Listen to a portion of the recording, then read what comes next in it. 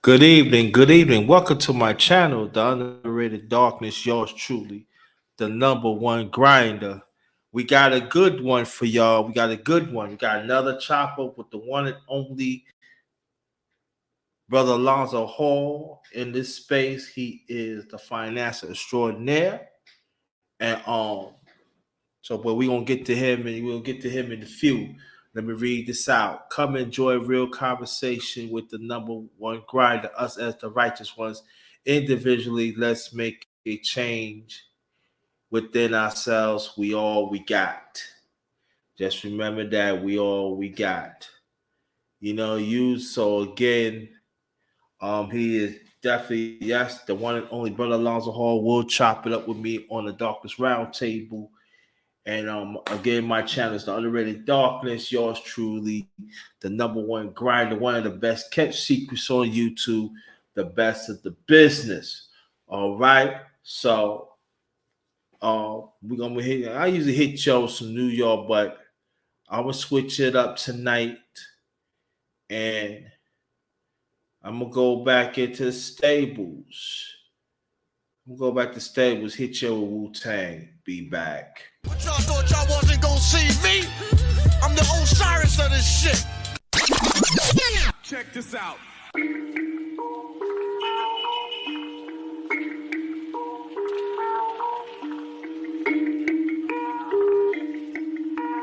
Perfect.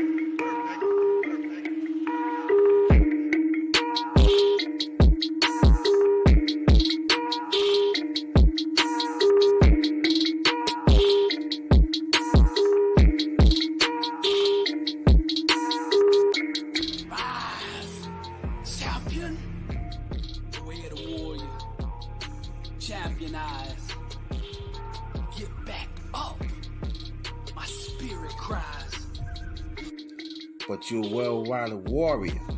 You keep on fighting. That's what I am. Well-rounded warrior.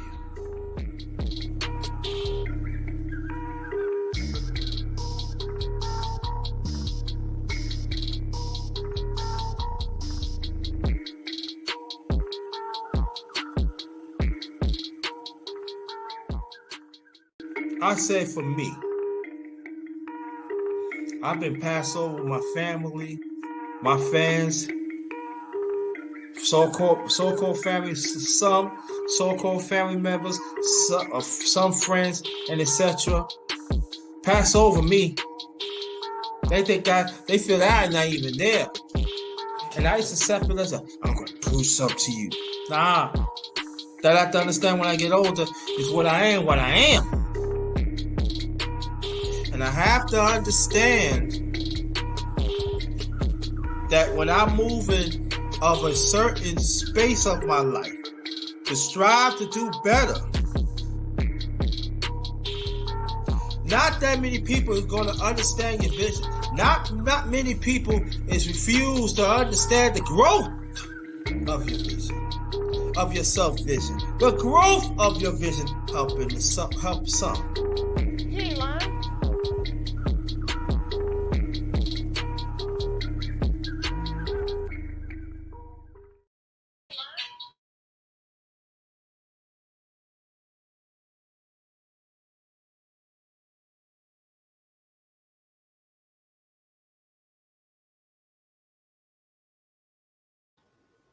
Again, welcome to my channel, The Underrated Darkness. Yours truly, the number one grinder, also better known underrated one. That is me, and we got the one and only in this space, financial guru, extraordinary Brother Alonzo Hall. He is chopping it up with us on the Darkest Round Table. You can unmute your mic and introduce to yourself, please. Thank you very much, Underrated, for having me. Again, my name's Alonzo Hall, licensed financial professional. Been in the industry about 15 years. I got into the industry shortly after a near-death experience. 2008, 3 days before Mother's Day, I got shot 5 times in front of my mother in Winston-Salem, North Carolina. That created my ultimate goal, to give back to other young men in my community. So as opposed to wanting to be 50 Cent and turning out to be 25 Cent because I got shot half as many times, we can actually put ourselves in a position to leave legacy, create generational wealth. So not only am I here to, uh, teach people about or come to sell, uh, you know, insurance, retirement, and investments, but my ultimate goal is to uh, bring other young black men into the fold of this industry. Because if you Google the industry that makes the most millionaires, it's financial services, and it makes absolute sense that the business of making money would make, or the business of money would make the most money. Got you, got you. Let me put this up before we continue. Shout out to the underrated one family. Shout out to the LDBC family, stands for Lions Den Boxing Community. I've been rolling with them for years, and I'm glad I do. So that they definitely family, and also shout out to hashtag TWT family. Shout out to Pig Dog. That's my LDBC brother right there. Thanks for coming. As always, thanks for your support, sister, Community Solution Pro. Thank you so much. Thank you so much and everything. So what we're gonna do, we're gonna wait. Let me tell you, the ones who have the blue, any you see any nonsense, get it out. Get it out. Please get it out. We don't need that. 12 vows. 12 vows. Thank you. Thanks for coming. Thanks for coming. Very much appreciated. Very much appreciated. Um, and also, Brother Alonzo Hall is going to ask me questions. It's a chop up. It's not an interview. So he's going to ask me questions too. So, so let's get going. Let's going, my brother. How long you been part of this space?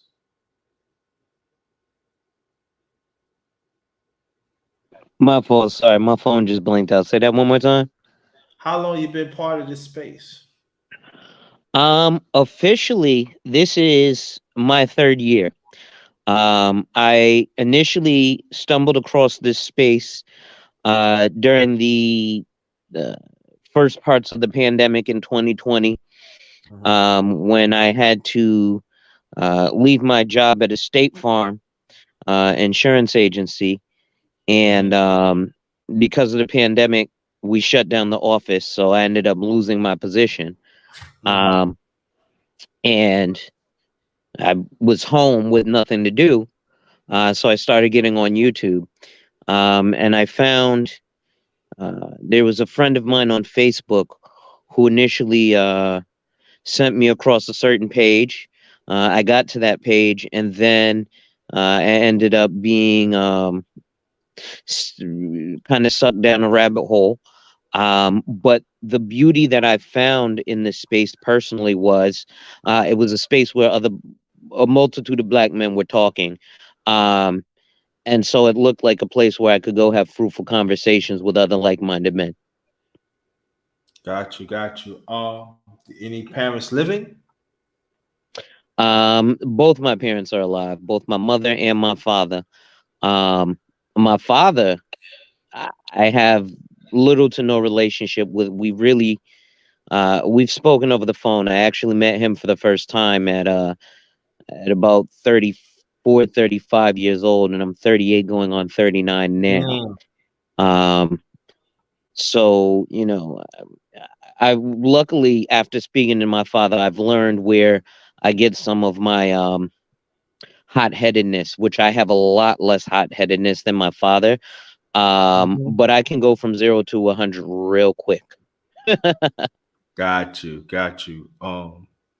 That's what's up. Let me shout out some before we go on the show. Shout out to Pew Big Dog. Shout out to Sister 12 Vows. Shout out Iceman. Shout out to the Iceman. Thank you for coming. Shout out to the one and only Tom Malone. That's my day one brother right there. Shout out to you. Always right there. That's my day one. Day one. Community Solutions. Thanks for coming. Also, Need to check out her channel. She do hit the like. Yes, get the likes up and everything. And any nonsense that y'all see, I'm telling you right now, the ones who had the blue, any nonsense that you see, get them out of here. We cannot have that. We cannot have that. We cannot have that. Um, Now you was born in. I noticed that you say you was in New York, right? You live in New York. No, so currently I live in Connecticut. I was born and raised in New Haven, Connecticut. Yeah. And then Okay. eventually I moved to Brooklyn. And right before the pandemic, at the end of 2019, the beginning of 2020, I literally had left Brooklyn and moved back to Connecticut. Prior to, I was living in Bed-Stuy, and then I moved over to Brownsville, off of Eastern Parkway, if anybody's familiar with Brooklyn. So Yeah, I I was know. off Eastern Parkway and Atlantic Ave. So if you guys are familiar with that, that's in New York. This kind of a dangerous area right now because you got a lot of the young boys who are over there with the Woo and the Cho beef, which is Crips, Bloods, and Gangster Disciples all beefing with each other in a close proximity. Okay. Cool. Cool. Cool. So now I want you to ask me questions about me. Don't forget now. It's a Oh, chop no up. doubt. I want to start asking about boxing, but I'm gonna get there. And anything else? Okay, Anything else? I want you to do that. All right. Yeah. no doubt. Yeah. Thank you. And also, let me put this out. Welcome to my channel, the underrated doctors. Yours truly, the underrated one. Better known also, AKA the number one grinder. Then we got my brother Alonzo Hall. He's chopping it up with me on the Darkest Round Table on his channel. So tell people, Craig J, what's good? I ain't see you in a while. Thanks for coming. And so we in this piece. Oh yeah. We in this piece tonight, and so this is gonna be something and everything. But I just before I ask the question, I want to let you know that thank you so much to support the vision that I'm pushing. That you be supportive and everything, even online and off the line. And I want to let people know, brother also he do one of the few brothers do check on me. He does in his own Thank way. you. And so I want to thank you for that and everything. So very much appreciated.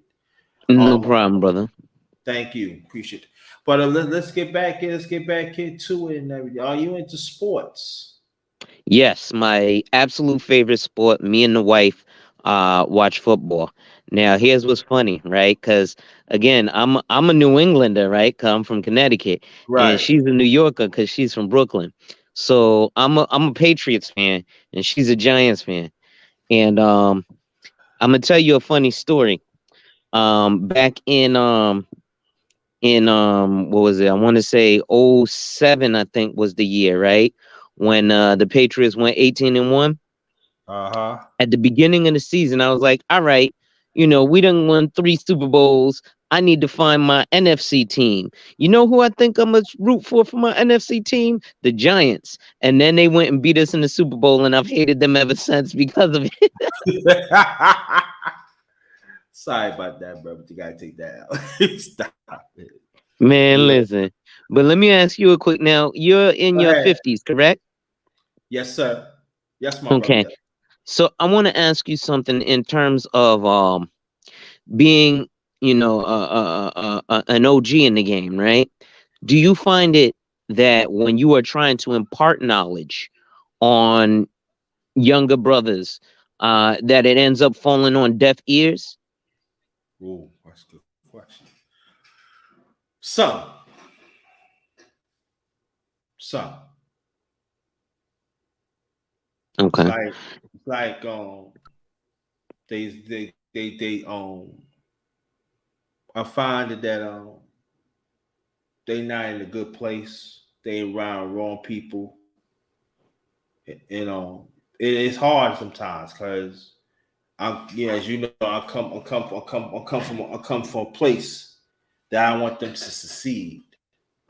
You know, and I come from a place that I experienced it. I don't boast about it, as you know. I don't boast about, oh yo, I'm this and that. No, I come from a place that I've been through a lot, and I don't want them. I know, despite they grown, I don't want them to go through what I go through. I'm trying to give them tools so to make it easier to transcend and to deal with it. So they at least they come as one.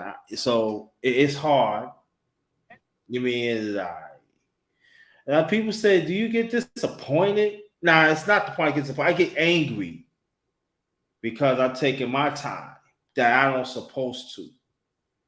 But as for me, I do, I care. Mm, Despite how society is. I define against society as you know. I don't follow society. I don't follow the system. I know for me, it's about right, what's right, and wrong is wrong. And so I gotta be out there. Despite how some of them treat me, there's others I gotta help. So I gotta be in this. mm.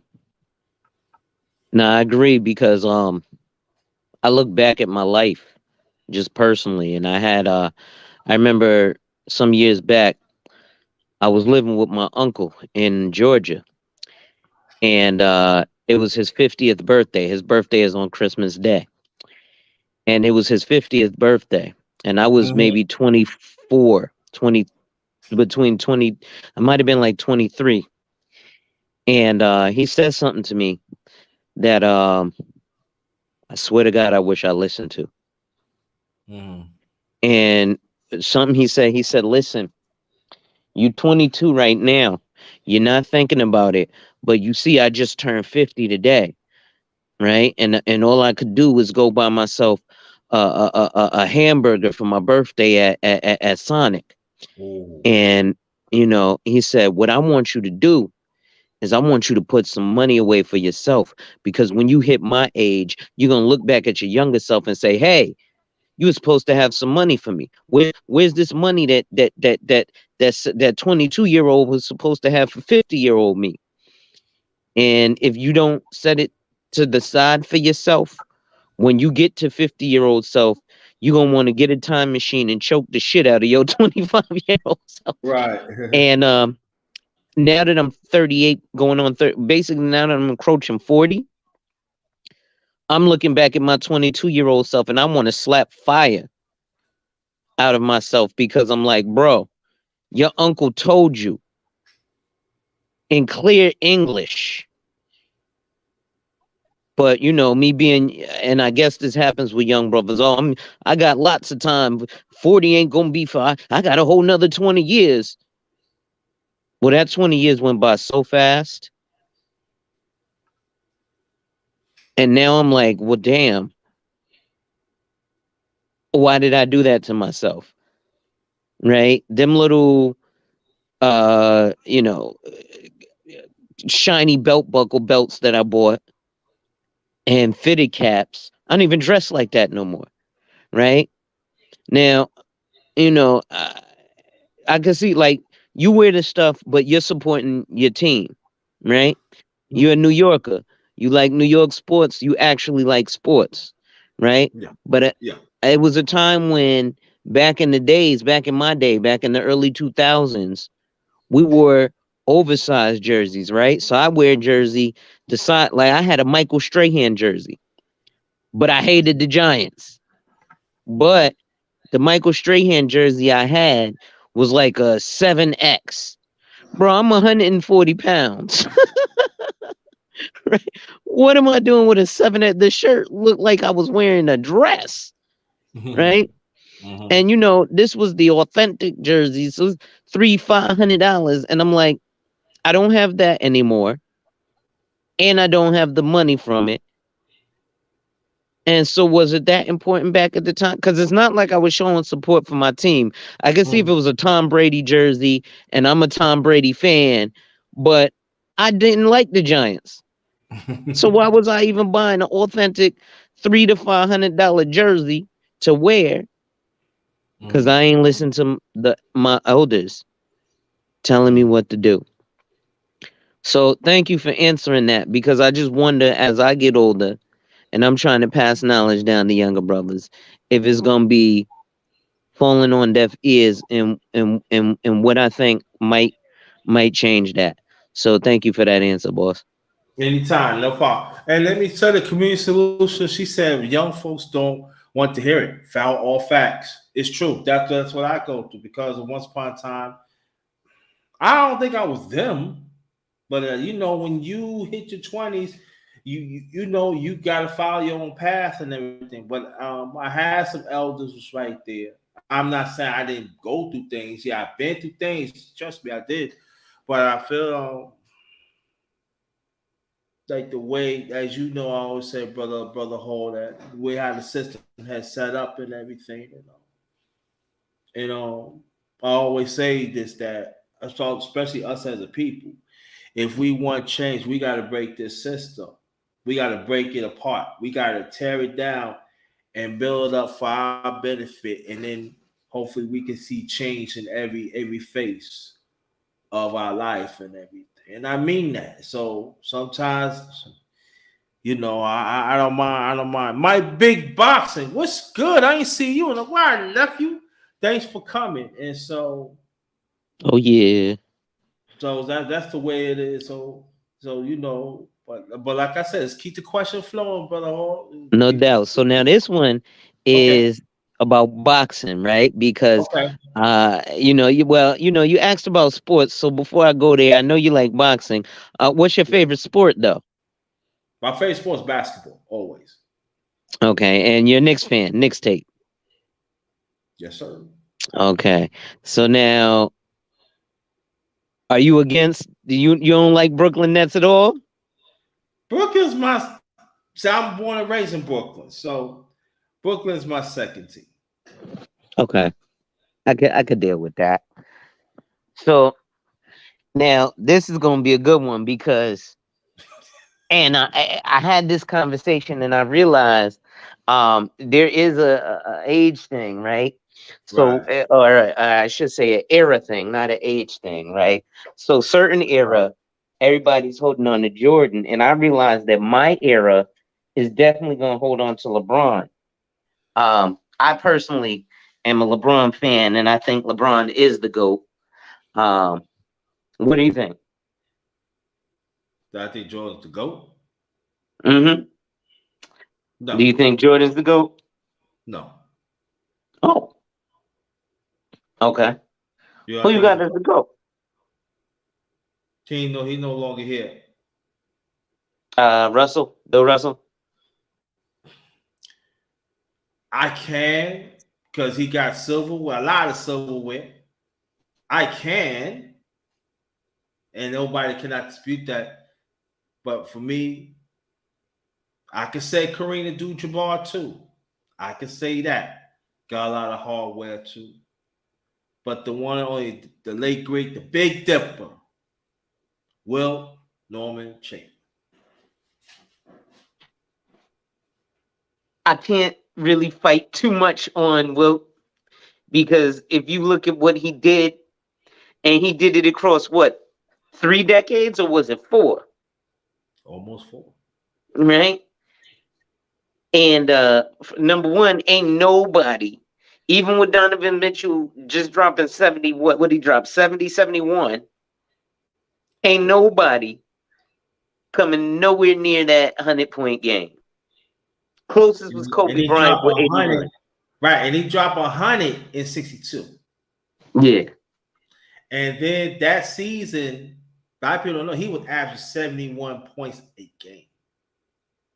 Now, I understand what I'm saying.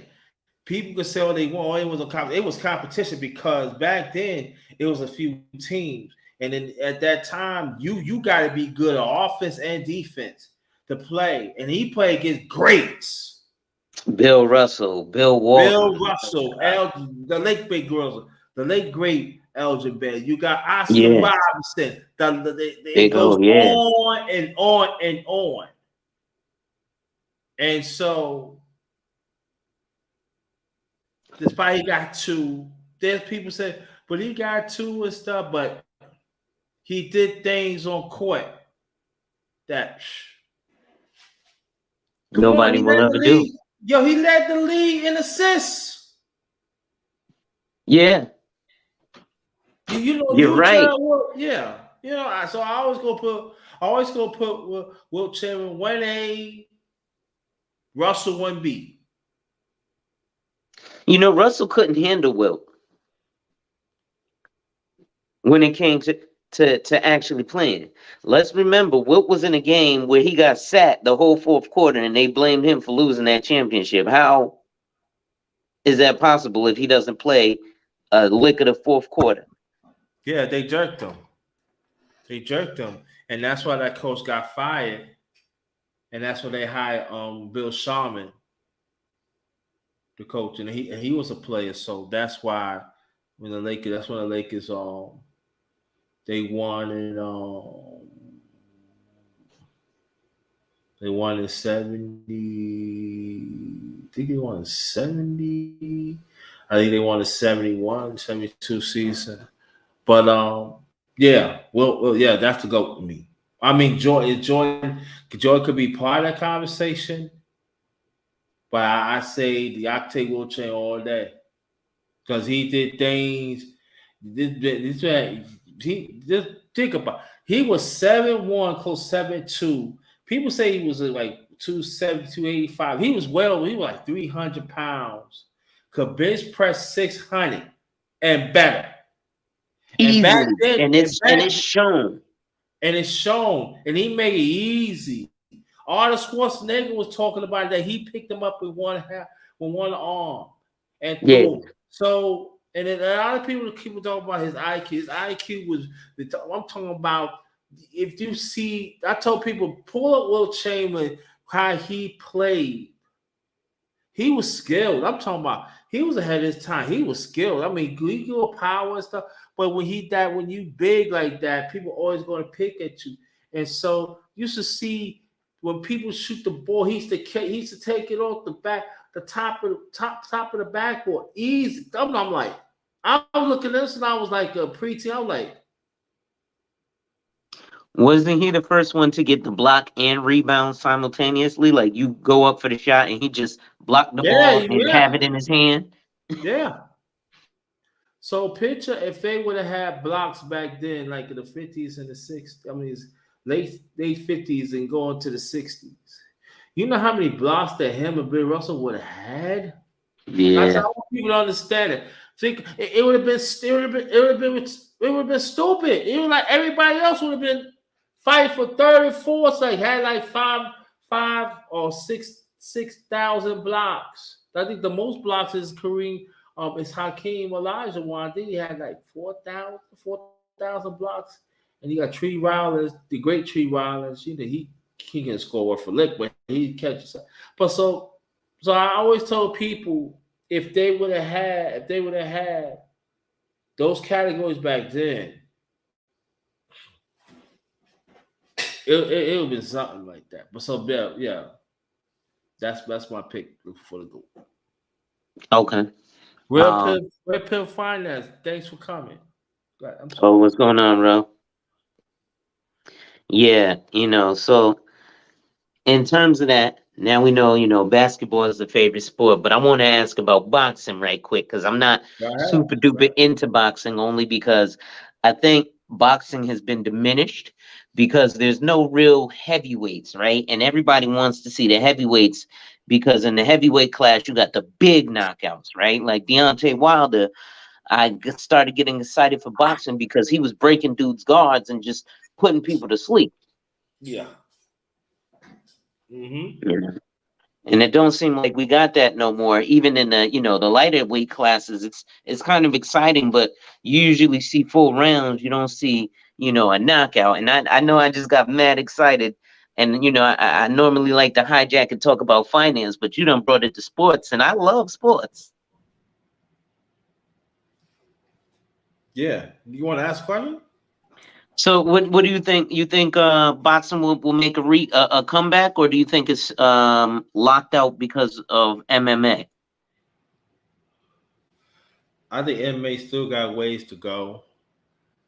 Um, I think my thing is the sanctions and the fighters that into those sanctions, they're really cheaping the sport. You know, do I think it is? And then fighters is not hungry what they used to be. You know, you got some that even back then they rivalries. There's no rivalries, and so for me, there's some people to be optimistic. Thank you, Miss Queen, to come through, and so for me personally, I just wait and see. When I bring back the underrated boxing talk, y'all will hear more from me about that. But there's fights out there. There's big fights out there. They don't want to fight. I don't get that. Why you don't want to fight? Y'all want to fight bums, trash cans and stuff, hot sauce and all that. I don't. There's fights to be made, and I think that I think we got to go back to the essence that fighters got to let the promotion listen. I want this fight, make it happen. It's too many, too many. I say, is they soft, you know, they soft. So not all of them, but some of them, yeah. You mentioned a good thing in boxing, especially with the heavyweights. So you just mentioned rivalries, right? Mm-hmm. And one of my favorite rivalries in heavyweight boxing of all time has to be in I don't know if he really would have took him out or not, to be honest, because he was a decent fighter too. But it's got to be Lennox Lewis and Tyson. And I think Lennox Lewis is probably one of the only boxers in the world who had something for Tyson. Because Lennox Lewis was a problem.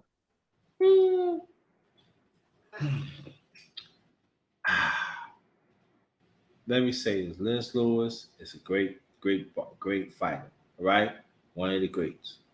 But you have to understand, back then Tyson was not himself either. He was going through problems at the time. He was down with the Nation of Islam, and I'm not making no excuses or stuff. You came to fight, and that's what it is, and everything.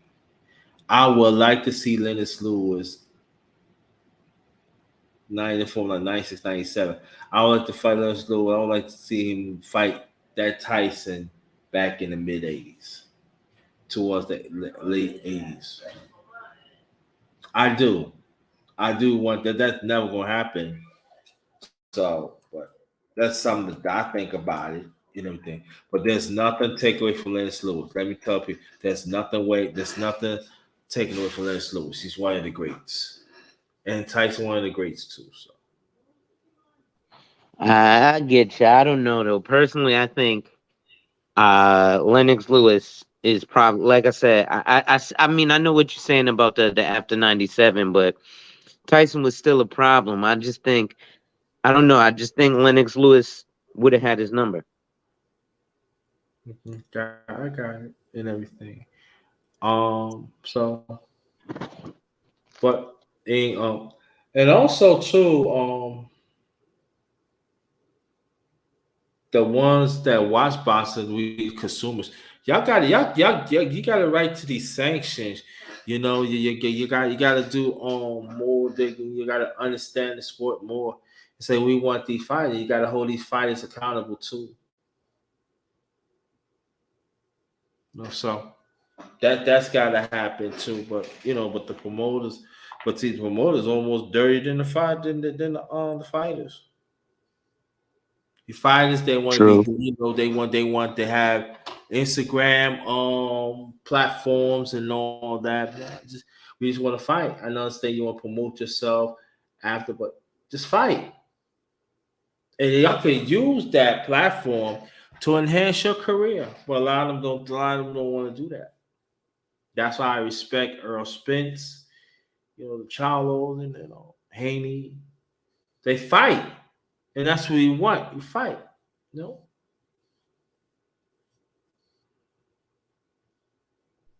So, what are your thoughts on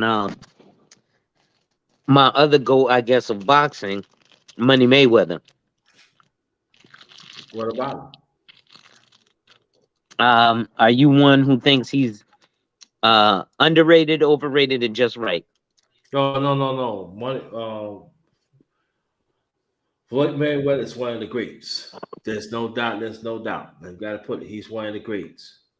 But after boxing, I really don't care about it. Yeah, no, I'm solely talking about boxing.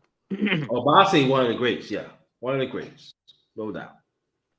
Okay, One of the because greats. a lot of people, I think what it is like you said, a lot of people look at his after boxing, Yeah. and then they add that to where they're judging him in terms of his boxing career. Now, I mean, I look at it because everybody says he didn't really have any significant fights, even though he fought in multiple weight classes. Right. Um,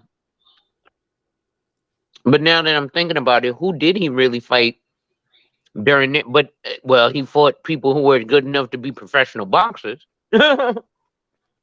um, but they say he didn't fight anybody of substance during their primes, even though all his fights were during his prime. Well, let me say, I mean, he fought good fights. You know what I mean? Like he went there and beat him, and he wasn't getting paid when he beat him. They jerk money. That's why he came. I see y'all could separate boxing for the after he do it. I could do that. So that's when he become money Mayweather. So because they wasn't paying that they should. So he didn't duck Right. the goat. I mean, so he's up there. Okay.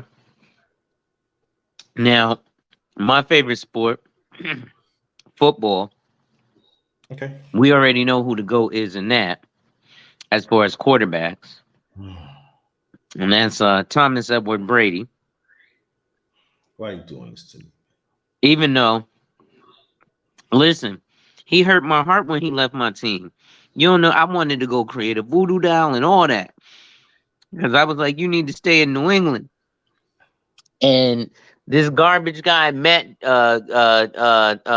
Jones, or whoever, man, listen, I don't like our current quarterback. He holds the ball too long. He don't make great decisions. He don't have a strong arm, and he's always trying to sling it downfield.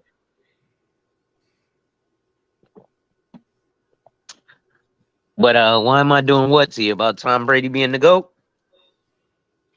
Yeah. He won 7. I, am a Jet fan, so I let it go. Yeah. But yeah, he got 7 on the quarterback. He got 7, so there's nothing to dispute that. Yeah, 7 rings. Got 7 rings, so I can't dispute that and everything. But let me how long you been a New England fan? I mean, Uh, Believe it or not, lifelong, right? So mhm. you know, before I was really able to even understand the sport, New England has always been a fairly winning franchise. Back in the '70s with Brogan, you know, went to our first Super Bowl. What was it in '86 against the Bears? Got demolished. That's why I hate Brett Favre because they demolished us in '96, his only Super Bowl. And then so one of your all time great Jets was initially a New England Patriot running back, Curtis Martin. Yes. Um, he started with the Pats. Obviously, Darrell Revis, another all time great Jet, had to come to New England to get a ring, and then went right back to the Jets. Smart move. um, but yeah, so I've been a lifelong New England fan. Um, Okay. yeah, Yes, so that's what's up. You want to take some questions? yeah. Okay. Listen, family in the chat. 5 minutes from now, y'all can start putting questions in the chat. But let me say this: if the questions is not appropriate to ask, I'm not gonna ask it. I'm not gonna ask it. So I'm just letting you know right now. So 5 minutes, 5 minutes. Start putting your questions in the chat. Put your question in the chat in 5 minutes. Let's keep this going and stuff like that. How do you get? Let me ask you a question. I know that you talk about other than life insurance, you talk about accountability, men accountability. Yes. Why? Um, well, specifically, as a man who's trying to position myself as a man in a position of power, if you want to go fast, you go alone. But if you want to go far, you go as a unit. And so, as an African American man, unfortunately, in America, we're seen as a monolith by other cultures. So, in terms of accountability, it's a personal thing because I need other brothers to be able to come along so I can get where I need to go, so that ultimately, we can create a legacy for ourselves and for our future generations, right? I'm hustling for my last name. As much as I may not have the greatest feelings for my grandfather, I carry his name. So I want to make sure that as I pass his name down, it's worth something, right? Back in the day, we used to even have that in our communities. People, and I come from a small town, New Haven, Connecticut, right? Most people think of New Haven, they just think of Yale University. Mm-hmm. But in my town, people would look at you and they see facial features and they be like, "Hey, you one of them hall boys, huh?" Because they can just tell because of the family resemblance that I look like. Yeah, you look like your uncle or your cousin or your whoever who I grew Yeah. up with and went to high school with. And that used to have was social credit. And I think that that's something that needs to come back, as well Mm-hmm. as the accountability, um, just to be able to operate as men, right? And to operate properly. I also add that accountability because I'm seeing men complain too much about things that men shouldn't be complaining about on a consistent basis, right? It's all right to voice your grievances, right? Mm-hmm. But we've seen gentlemen voicing their grievances for 12 hours a day for 13 days a week, or Well, yeah, 12 hours a day, 7 days a week. yeah. Yeah. A few days on that. Yeah. Yeah. Yeah. I think that for me, it's that it has to be a certain shift. Like I'm a firm believer. You know, I'm a firm believer that just as men gotta be accountable, women gotta be accountable. But at the same time, sometimes you gotta if they not willing to do it, they will pay for it. But I agree with you. I agree with you 1,000%. And that's why I have men's talks. That Brother Alonzo Hall been on some on. I haven't done it lately because I've been concentrating really, as you know, as more than real talk. And I want ladies to come. I want women to come. It's open panel, ladies and gentlemen. I want y'all to come because your voice is very important too. So I want you to think on it. I don't want you to just look at the men. Oh, they got no. Read the top. Read the top. It says open panel, ladies and gentlemen.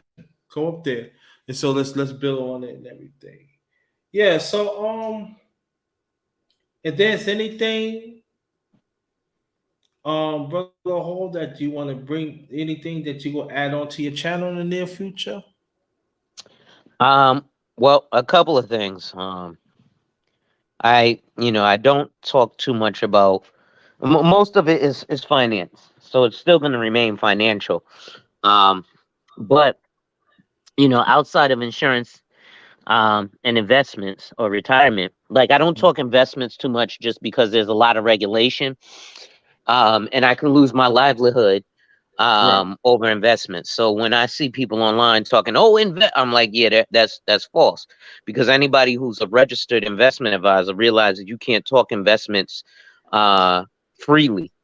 That's really something that has to be a one-on-one private conversation, because of the way the volatility of investments.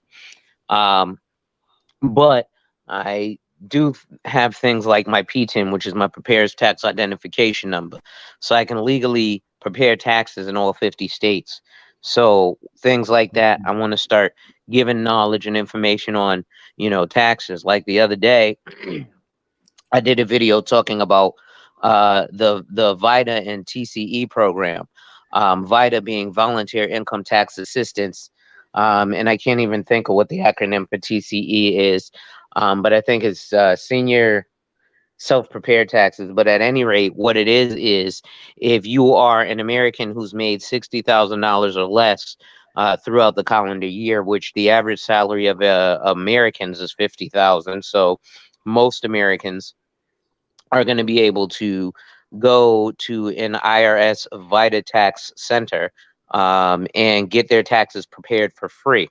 On the flip side, if you go to Liberty Tax, Jackson Hewitt, H&R Block, Happy Tax, Jumpin' Jack Tax, 123 Tax around the corner, they're generally going to start for a simple W-2 at $400, and then they charge you up to $50 per page. So those people who got 3 and 4 and 5 jobs and multiple W-2s, they're charging you $50 per page, and all they're doing is copying the information from boxes A, B, C, and D and typing them in boxes A, B, C, and D on the computer, and then hitting send, because tax filing has become much easier now with a lot of the tax software. So that's one of the things I'm going to be adding is Oh, he probably popped off and everything. He'd be back. Again, welcome to my channel, Underrated Darkness. You're truly the number one grinder, one of the best cash secrets on YouTube. And we are chopping it up on the Darkest Roundtable. Brother Alonzo Hall and stuff like that. We're going to get him back in. sorry about that. Yeah, that's one of the things I'm going to be adding, is talking about taxes, because like I said, I think the VITA Volunteer Income Tax Assistance Program is something that a bunch of people can take advantage of instead of spending all these hundreds of dollars at H&R Block, and so forth. And then also, I hold my New York State real estate license, so I'm going to start talking about real estate as well, because that's another thing that you hear a lot of people talking about things like fixing and flipping, which I did since 2013 in the state of New York. And then I got my actual real estate license in 2017 in the state of New York. And I joined the REBNY, which is the Real Estate Board of New York, which if anybody watches the A&E TV show Million Dollar Listings New York, they sell single family multi-million dollar properties.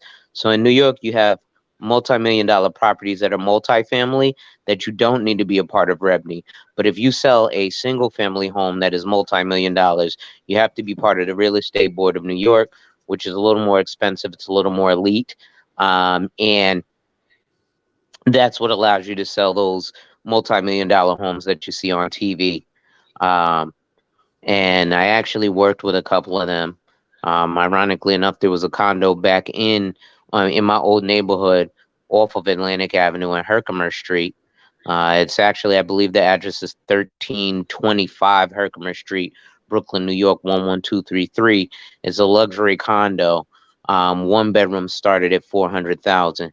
So, just kind of educating stuff like that and actually showing contracts, right? Like a buyer's agreement, a seller's agreement, and breaking down what that type of stuff means.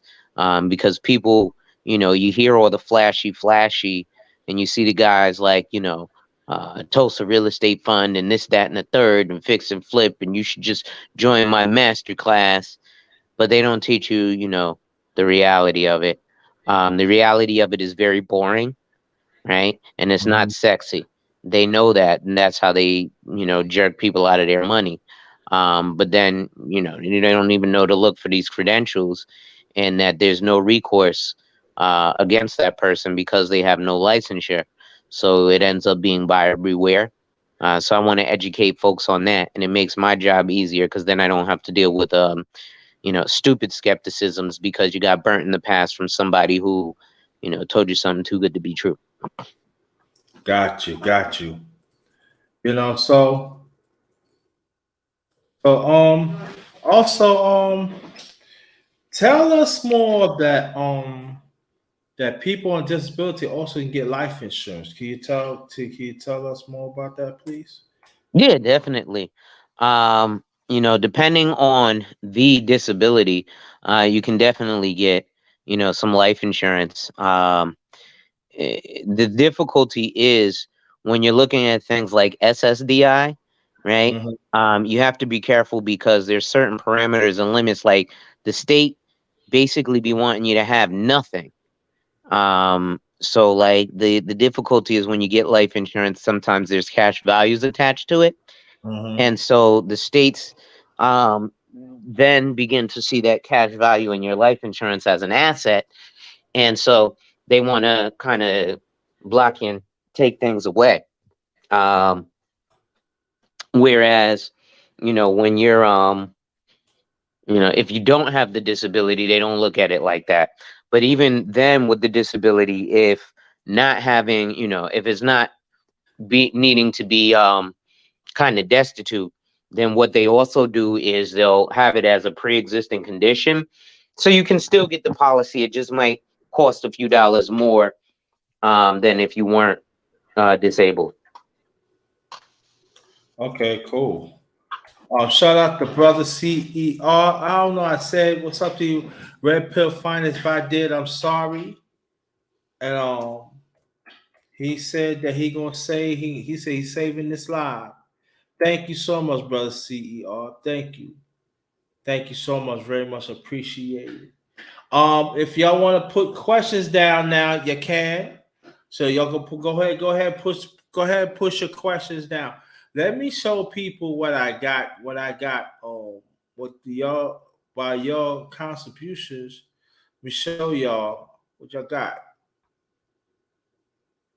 This is what y'all got for me. See, I put money up. I want you to take a good look. This one I'm on right now. This is what I'm on right now. And this. It's a nice setup there too. Yeah, it's nice setup. Yeah, this is a plug-in mic and everything. It's good. So I want to thank y'all so much for participating. And I'm starting up. You know what I'm saying? It's a little something, something, but it's something. So I want I want to show you that and everything.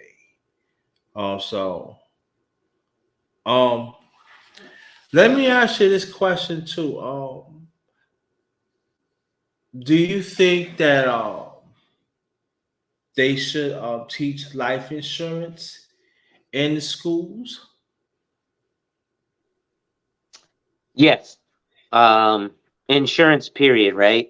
We don't think about it, but just about every aspect in life insurance has its hands in, right? Whether that be something like medical malpractice, well, the doctor has insurance for that. Whether it be, your contractor, where they're licensed and bonded and insured, Yeah. right? Um, or whether it's the bank that has federal deposit insurance, right? So they're Mhm. insuring your deposit up to $250,000. Those are just a couple of arenas that insurance is in, and that's not just life insurance; that's insurance as a whole. So I should mention, while I was living in Brooklyn and East New York, I used to own an Allstate agency off Pennsylvania Avenue, off of New Lots in Pennsylvania. So I was in the hood with it, and I was actually trying to, again, be a resource for my people. Unfortunately, I had to shut down because they used my agency as nothing more than a payment center, as opposed to sitting down and learning and buying the proper insurance coverage for themselves. Right. But I do think it's something that should be taught in schools, right? Because one of the things we have is home economics. Right. But home economics is not just about baking chocolate chip cookies, right? The main term in there is economics. So we need to learn about, things like applying for insurance. That insurance has interest rates, and this is just life insurance. That life insurance pays dividends. How to borrow against it, what to do when you receive a death benefit if your grandfather dies and leaves you $1 million. What do you do with that? Do you just go buy a Mercedes Benz and then you're out of the money? Because $1 million is nothing more than $50,000 a year for 20 years. And as we know, 20 years goes by fast, right? I remember 2003 like it was yesterday. And here it is, 2023. I'd have been going through $1 million already easily. In fact, I have gone through $1 million in that point in that period of my life. Personally, I've spent over $1 million. Mm. Wow. So And yeah, it should be in schools. preschools. And also another question or two. Why it's so important that in this space that a lot of people is being misinformed of finance. Um, well, I don't think it's just this space, but this space is what's important because this is the space that we're in. And I think the misinforming on finances again because and another brother said this to me, and you say this to me all the time because one of the things I say is I'm sorry for hijacking because I know this topic is boring. And then you'll always say, no, it's not boring because I'm learning about the money. Right. But one thing is, oftentimes it's not as sexy as me saying, hey, if you put 17 cents in tomorrow, you're gonna have $350 million, like with something like crypto or something, right? So, people don't understand, so I should also explain that not only, I was a stockbroker on Wall Street, right? One of my Right. offices was 100 Broadway. One of my offices was 11 Broadway. The other office was 39 Broadway, right? I was at a stock brokerage called EJ Sterling, and Series 7 securities license selling stocks, right? And so when you're a stockbroker, like I don't know if you've seen the movie Boiler Room, or if you've seen the movie Wolf of Wall Street, but if you're on Wall Street at a stock brokerage, those movies are really like there's copious amounts of cocaine, dudes are bringing midget strippers in, like that's really what's going on. Um, but it sounds flashy and exciting and everything, but people don't even understand how it works. So people will tell you like, oh well, buy this and invest. Listen, if you're not coming with $10,000 or better, you're not investing. You're basically gambling on a scratch off, right? $10,000 is the minimum you can invest. And usually, especially if you're talking to a stockbroker on Wall Street, if you talk to me about $10,000, that's me saying I'm dropping my pants and I'm giving you this trade for no commission so I can earn your trust. Generally, we're talking 50, 60, 70, $100,000 that people are investing when they're investing. And the reason why is because anything less than that and the returns you don't get, right? Because you need to learn about things like time horizon. Well, what's time horizon? That's how long you're going to be in the investment until you get out, right? Then you got to look at exit strategy. What's the exit strategy? That's how you're going to get out. What do I mean by how you're going to get out? Well, the stock's doing well now, but then what happens when it crashes and you're ready to sell? Well, you got to sell at the price that it's at. Right now, selling at the price that it's at, you got to do a couple of things. You got to pay the broker to execute that trade. Then you have to pay taxes, which is capital gains tax, which if you're not an accredited investor, which people don't know what that is, I'll get into that in a minute. But if you're not an accredited investor, you pay a higher capital gains tax, right? And it's going to be closer to ordinary income tax. So it's kind of like the more you make, the more they take. Then when you're dealing with an advisor or an investment banker or a stock stockbroker, you have to pay something called 2 and 20 fees, which people don't know what that is. So 2 is 2% of your net worth annually, and 20 is 20% of your capital gains. So if you're worth $100,000, you got to pay me $2,000 a year for working with me. Plus, let's say you have an investment and you earn $1,000. Well, you owe me 20% of that. So that's $200 off of that $1,000 you earn before you pay your capital gains taxes, which can be anywhere from, I believe capital gains tax right now is 20%. So at the end of the day, you've almost given up half your money to me in taxes. And, but you feel real good because the stock market went up and it sounds Right. nice, Mm-hmm. right? That's, yeah.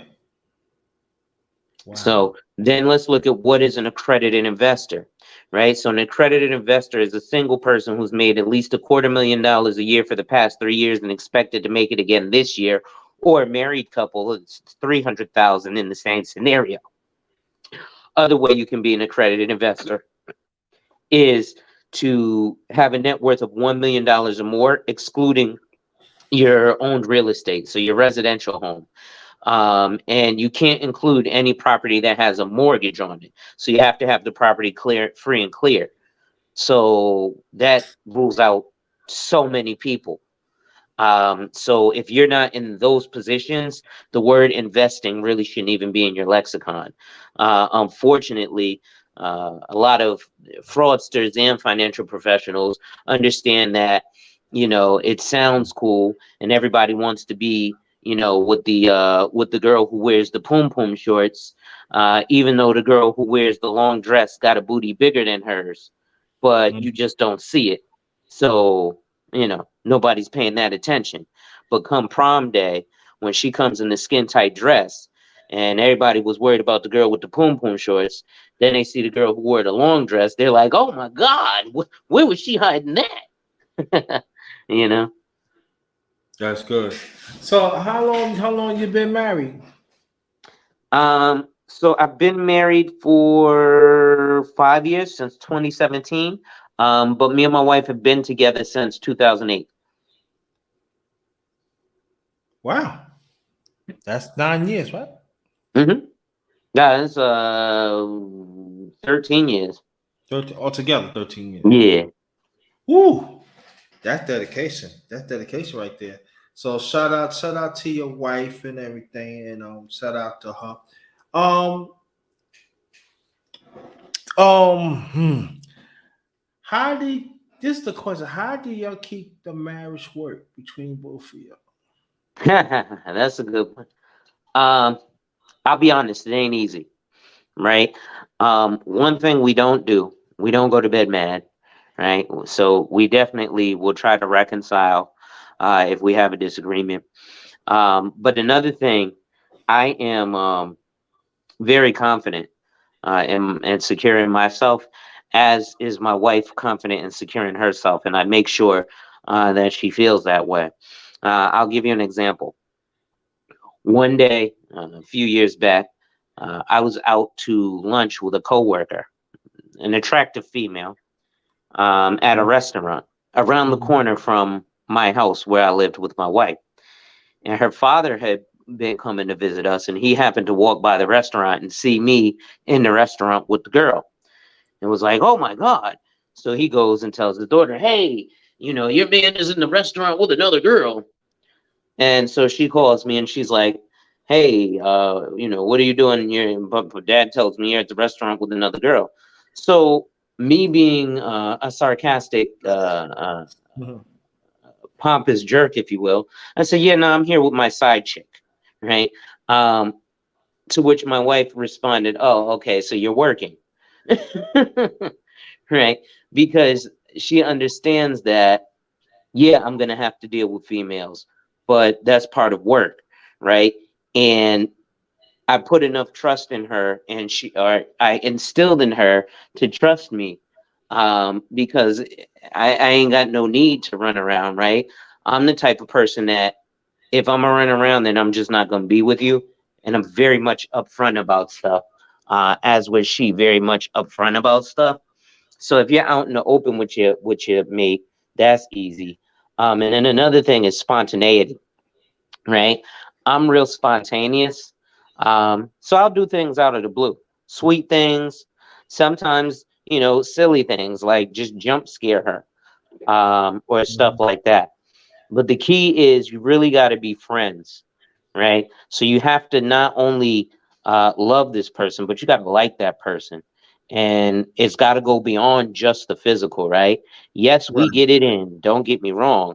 Um, but there's a lot of other things. Like, I actually enjoy my wife's company. She actually enjoys my company. So we Right. find things that we both like, that we can enjoy with each other. One of those Mhm. things happens to be football, right?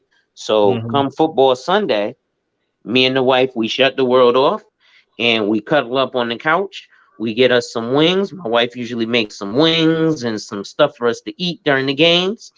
And then we cut on NFL Red Zone and we watch every game, uh, from 1 o'clock till the 8 o'clock game, every Sunday.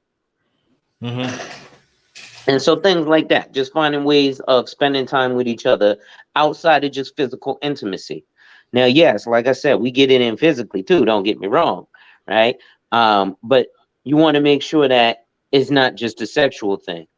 You want to make sure that you actually like this person and genuinely can stand being around them. Got you. Got you. Thank you. Thank you. Thank you. And what's your advice that inside the space that anybody desire to get married? What advice you give to the space? Oh, I'm so glad you asked that question. Hold on right quick. I'll be right back. Okay. Again, welcome to my channel. Down the Red Dark is yours truly. The number one grinder, one of the best kept secrets on YouTube. Yes, it's the one and only brother Alonzo Hall. He is chopping it up with me on the darkest round table on his channel, chopping it up. And shout out to everybody in the chat. Thank y'all. If y'all any questions that y'all want to put in your questions right now, please.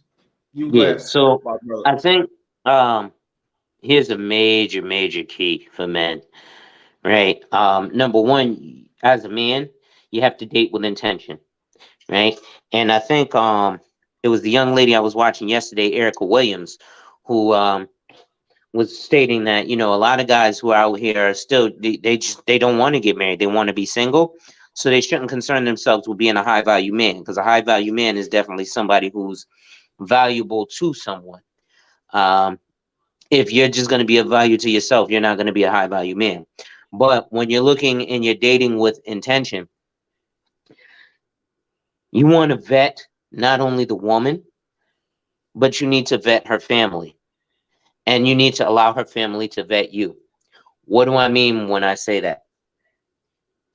When I met my wife and I visited her family, I met her father and I met her mother, and I learned what they do for a living. Her mother was a financial advisor with Morgan Stanley Smith Barney Dean Witter, which is now just Morgan Stanley. And her father was a diamond cutter and then also worked at Columbia Presbyterian Hospital. At the time when I met her, I was a cashier at a dollar store. And I realized that the lifestyle that they had wasn't going to cut it as a cashier at a dollar store, right? A cashier at a dollar store wasn't going to attain that lifestyle. The beauty is she had her father in her life, so I can lean on him and lean on his teachings, to kind of learn how he impressed upon her, what she would be like as an adult and what she would be like in relationships because of the relationship she had with her father. So you want to vet their family and let their family vet you. What do I mean by saying let their family vet you? Well, you want to let them see what you're about. Let them see if, well, this guy works at the dollar store, but he's willing to step his game up. Or, he doesn't just want to be the head cashier, he wants to be the general manager of the store, right? So you have some ambitions. And what you should do is find a woman that makes you want to be ambitious. So you should often punch up and try and go for something that's outside of your weight class, if you will. So that when you're looking for this woman, um, you realize that you gotta step your shit up to a certain level. Excuse my language, um, but you gotta be, a man of a certain echelon or a man of a certain ambition, right? Um, and I think that's valuable for just straight vetting.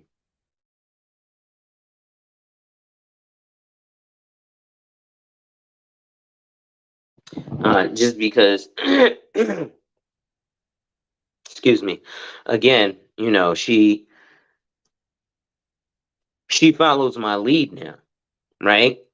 And had I not vetted her family, I'd have been fine at the dollar store, but that was minimal, right?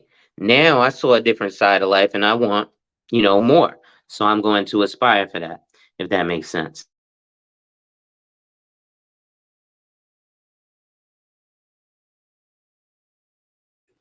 That make a lot of sense. This make a lot of sense. So another question: what qualities that a man and a woman in this space should look for? So for a woman looking for a man, I'm not 1,000%, but I know the qualities that a man should have, um, to, if you will, spread his peacock feathers, right? So one of those is just pure ambition and drive, right? Not potential, because potential can be wasted. You can potentially be anything. But if you have the ambition to get up and get out there, right? Um, Women will come into play. So I think as men, you don't even really need to worry about it. You just spread your peacock feathers and women will come to play. But in terms of what you're looking for in a woman, you want to look for someone who's honest, who has integrity. You really don't want to be, oh, what's her body count? Because body count doesn't particularly matter, right? Because I think people got stuff like that skewed because body count, you could sleep with one person 350 times, or you could sleep with, five different men. And then a guy will be, oh, you slept with five different men. That's terrible. But she slept with five men one time. So she only had five sexual experiences. Meanwhile, this girl who was a super nympho, she only slept with two dudes in her life, but they were having sex 25 times a day, every day for 2 years straight. Well, she's got a lot more miles on her than the girl who had five guys. So, body count shouldn't be important because it's not, right? Um, and I think, like I said, honesty, integrity, willingness to follow, but also willingness to challenge, right? I think too many men think that you're just absolutely not supposed to be challenged by your woman, and that's untrue, right? If we look at, let's just look at England, right? The ex Queen of England. She ruled for what, 80 freaking years because her husband died, right? So you want to be able to find a woman who, in the event that you're disabled or incapacitated or become incompetent, she can step up and rule until you're able to get back. Or in the event of the Queen of England, she ruled under the king's monarchy basically for 80 years. Yeah, it was on her own, but she was basically following along with the King of England.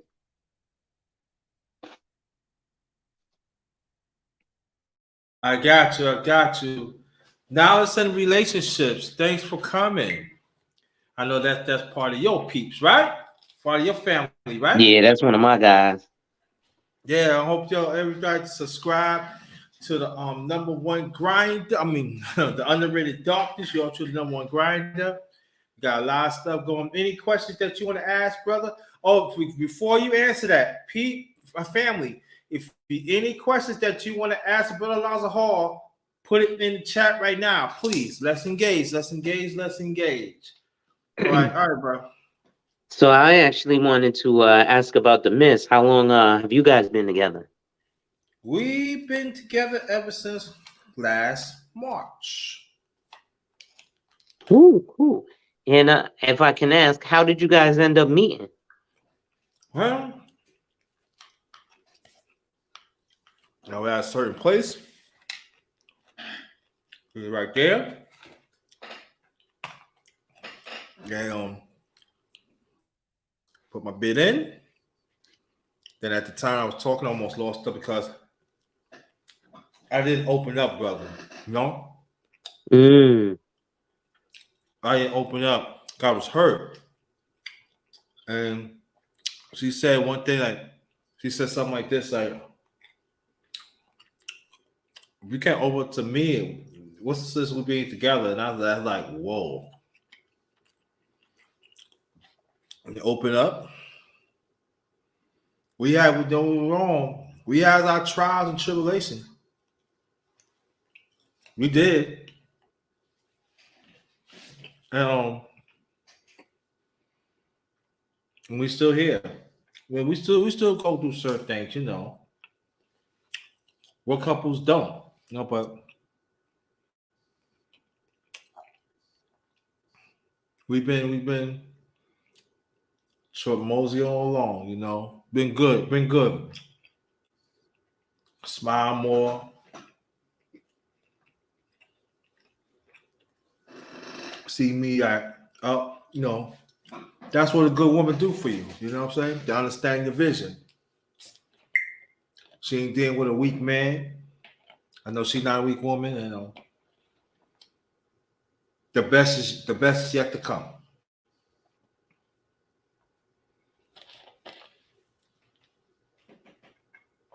Indeed. Um, so we hopefully gonna see some wedding bells in the future, or are we not looking to go that far?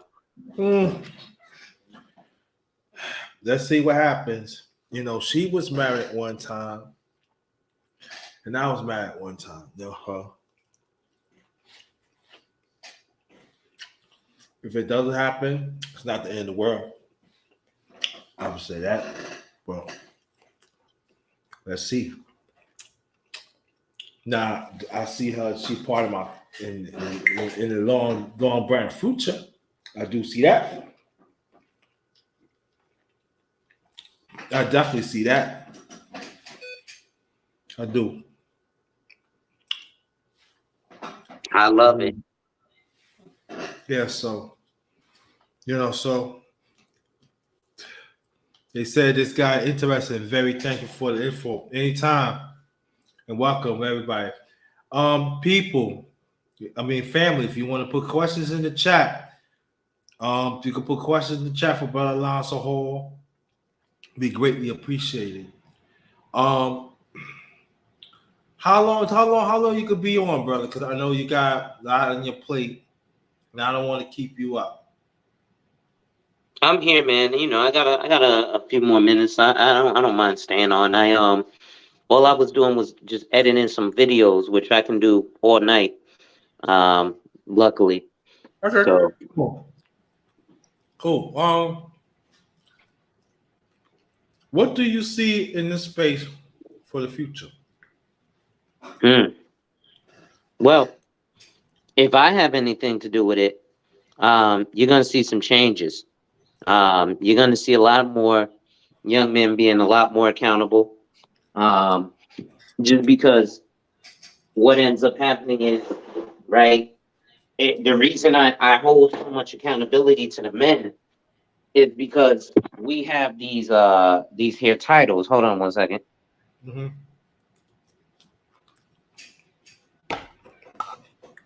We have these here titles that we attribute to ourselves. I'm the boss, I'm the king, I'm the HNIC, you know, I'm the big dog, you know. And so with that, right, heavy is the head that wears the crown. So if we're gonna run around and self-title ourselves something, we best live up to it. And if you go to anywhere that's ruled by a monarchy or an aristocracy, which basically means kingdom or a king and queen, or just king, um, everything the king says goes. But if some stuff gets messed up everything goes on the king's head, and his people will revolt and behead him. Prime example, Dubai, right? Dubai is ran by a king. There's potholes. The king says, fix them potholes. But if that economy starts tanking and people stop going to Dubai and it starts getting trashed, watch them people run the streets, and guess whose head's getting cut off? The king. Because it's going to be all his fault. So I think what will happen is we'll see a change and a shift in what us as men are readily willing to avail ourselves to. So since we're availing ourselves to be, you know, this supreme being, it's a lot of responsibility that comes with that. It just is what it is. But I think this space can morph into something that can be educational and enlightening for young brothers, right? Because I understand that, they have to come in for their hurt, right? And I say this often. I say a lot of dudes in this space were in middle and high school. They were the "where's my hug at" ass dudes, right? And the reason I can say that is because I was literally a "where's my hug at" ass dude in middle school. I was that dude. Hey Vanessa, where's my hug? Hey Nicole, where's my hug? Hey Lisa, where's my hug? Meanwhile, the jocks were knocking their box out, right? And yeah, there's a little bit of jealousy from that. But as you grow, now I don't even worry about the women who weren't paying me attention because that's going to happen, right? But what I worry about is the men who was rubbing it in my face. And now that we're in our 40s, these dudes look 75 and are living on the street corner and have nothing to show for themselves. They don't even have a cardboard box to sleep in. So they just got to sleep out in the open and, in the fetal position and in their clothes, or get themselves arrested so they get 3 hots in a cot, right? Whereas I have a luxury apartment steps away from Yale University campus. I'm in the middle of downtown New Haven, right? I'm in close proximity to the train station. If I want to hop the train and ride to Grand Central, I literally walk around the corner from my house and the train station is there. There's beautiful stuff. If I want something, I can get up and go buy it. Those kind of things. So I think that's good to teach younger gentlemen, you know, about responsibility and kind of getting to where they are. And thank you for posting my channel. And thank you to the Facebook user for finding me interesting. Anytime, anytime. Now, another question that slipped my. Okay. Now, you always talk about accountability, right? Mm-hmm. Especially like men of my age. Mm-hmm. Now, I know you talk about frequently on your channel and stuff about it. What it needs to change in the space of men of my age group. Well, I think more men of your age group need to be more like you, um, and willing to pass wisdom down to men of my age group. But I think that comes with a caveat because men of my age group need to recognize that 20 years ago, when men of your age group were men of my age group and telling us stuff, that we weren't exactly listening. And so it's going to be an uphill battle, right? But when men of your age tell men of my age stuff, we need to tell men 20 years our junior that stuff. And we don't need to just tell it and leave it. Because what happened, I think, from a lot of your generation was they know dudes ain't gonna ain't gonna listen. Right. So, I don't want to put myself at risk. These niggas gonna try and hurt me. You know what? There's so many things when we got, the life expectancy now is 68, and there's more men my age range dying than men your age range, right? So Yeah. what we need to start doing is listening and learning and kind of like I said, each one teach one, right? The African proverb of each one teach one. So we'll all reach one, and we just pass it down to each other, right? We almost gotta hold each other's hand and force this into us. We almost like when you shoot, it's like when you have a baby boy and you circumcise him, right? You hold him down, you make him feel the pain while he's young, and he won't remember it. But if you wait till you're 20 to get circumcised, you're always going to remember that pain. So I think we just go ahead, and while they're at their youngest, clip the head off so they can't remember the pain, so they'll never know what that pain is, but they'll be clean for life,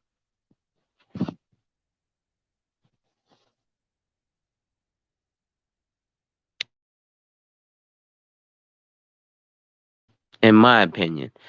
But actually, that's a good question as well, JT. I'd like to ask you. So, from brothers your age perspective, what do you think brothers my age range could do better in terms of passing a positive message? Really, all brothers like me is not bad. So that means they gotta branch out and find the ones that they can help. Don't listen to your friends.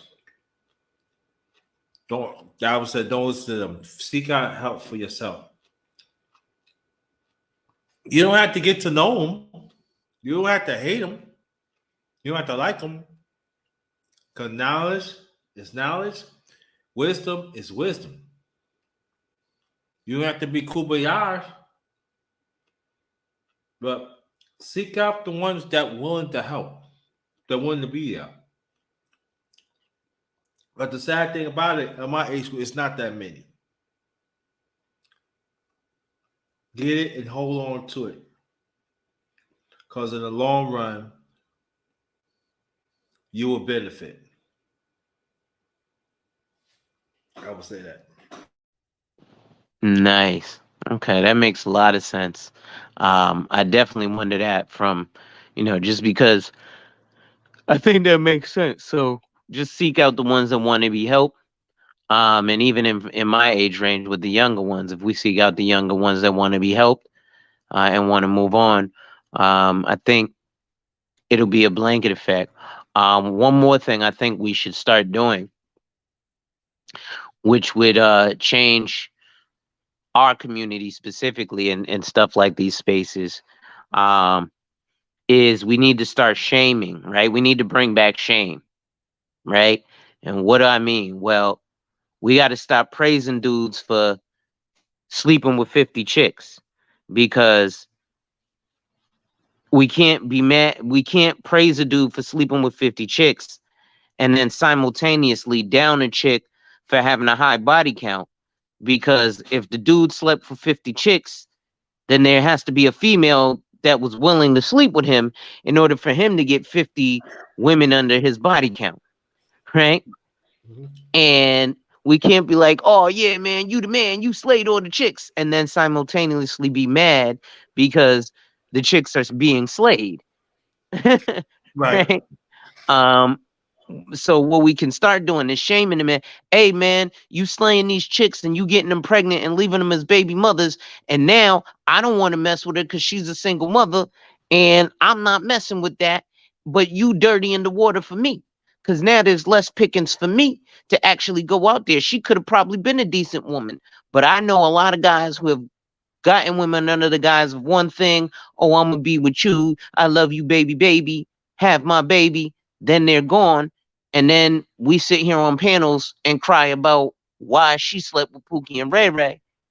Meanwhile, we ain't mad at Pookie and Ray Ray for sleeping with her and her sister and her cousin and her best friend and her next door neighbor and the other girl across the street and these other 5 chicks and getting them all pregnant. Like, I saw a rapper by the name of Jay Fizzle who has 14 different women pregnant. Now, yeah, he had them all in a circle together and they're all knowing about each other, but that's because he's a rapper And a lot of these women came from nothing.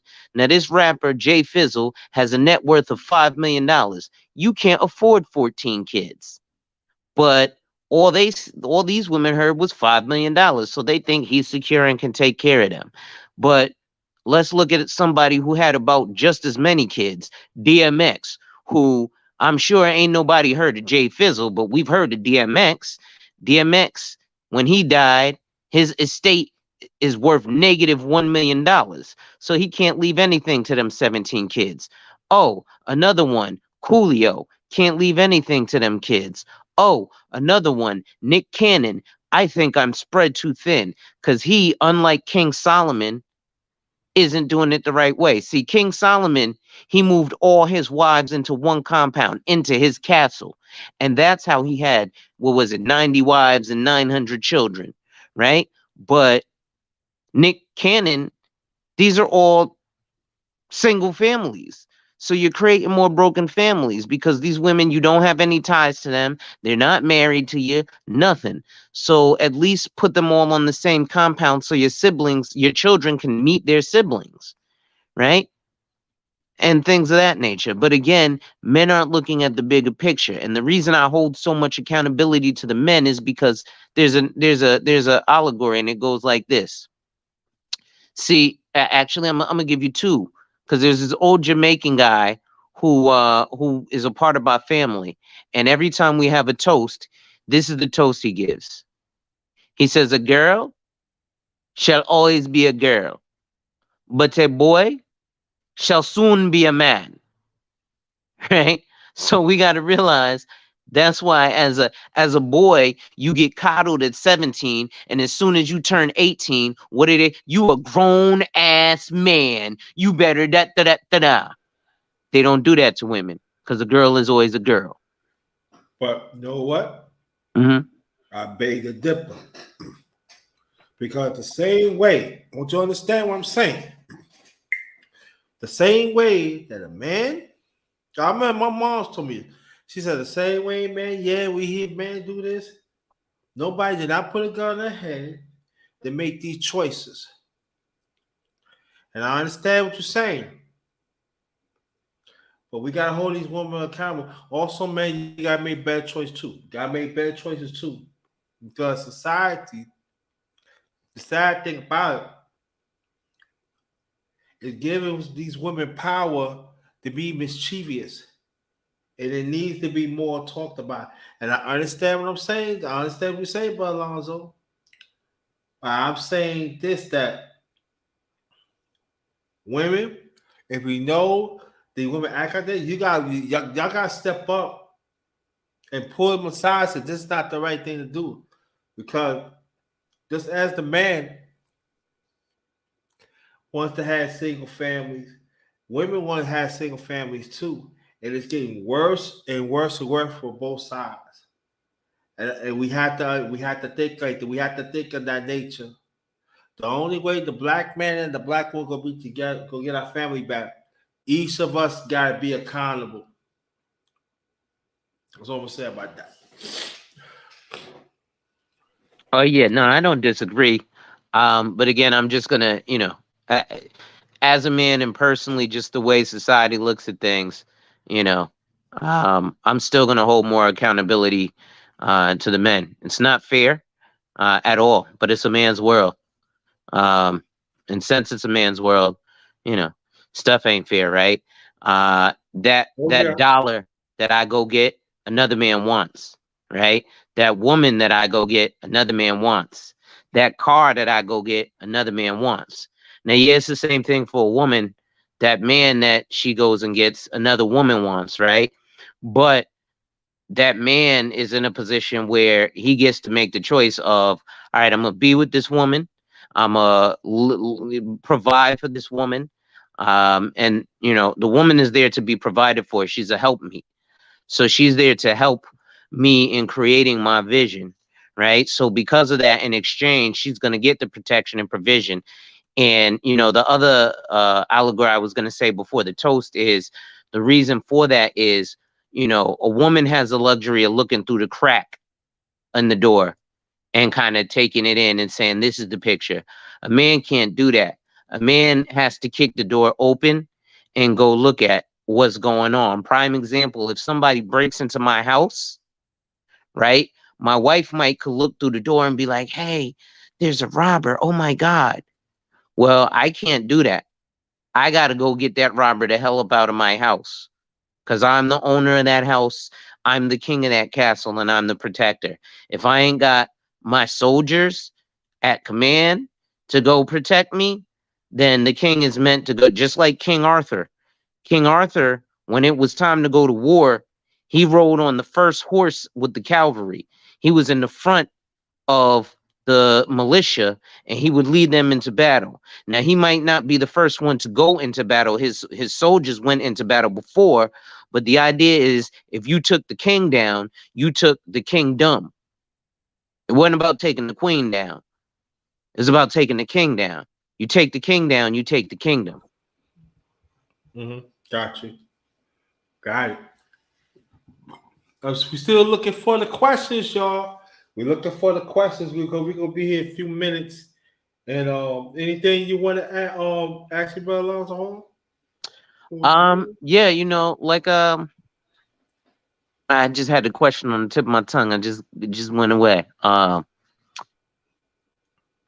hate when that happens. I just went blank. I hate that. Well, I guess in terms of well, one question I would have is in terms of, because I know you actually consume my content, because like I said, you said, yeah, I talk a lot about finance. I also talk a lot about, accountability with the men. Is there anything in particular in terms of content from me that you can think that maybe I haven't put out that you'd like to see? That's a good question. Damn, put out a lot of shit. I would say that I would like to see you pick certain men at my age and show them about finance, so where the money can get at, because we don't hear that part. I would like for you to do for men in the 50s. Myself. Okay. And, go ahead. I would like to do that. Okay. Because we like the missing. I know when I turn 50, people,